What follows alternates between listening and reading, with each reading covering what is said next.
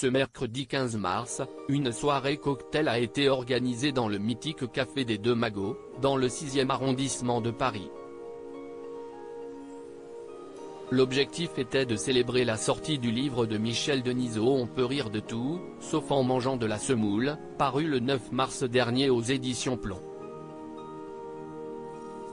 Nouveau projet littéraire donc, pour le père Marie-Cerise et Louise, né de son union avec Martine Pathier, note de la rédaction, lui qui avait déjà sorti un ouvrage en mars 1995 avec Nicolas Sarkozy, intitulé Au bout de la passion, l'équilibre, note de la rédaction, ainsi qu'un autre aux éditions Fayard en 2014 qu'il avait nommé Brève de vie.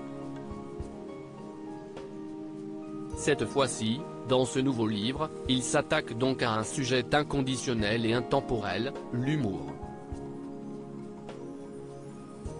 Afin d'en faire la promotion, et d'en célébrer la sortie, l'ancien président du Paris Saint-Germain a donc décidé d'organiser une grande soirée dans ce prestigieux établissement de la capitale, à laquelle étaient conviées de nombreuses personnalités venues de tous les horizons.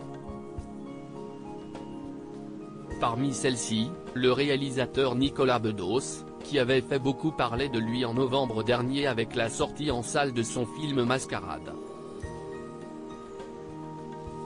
Le fils de Guy Bedos, accompagné à cet événement de sa compagne Pauline Desmonts, a pris la pose avec le héros de la soirée.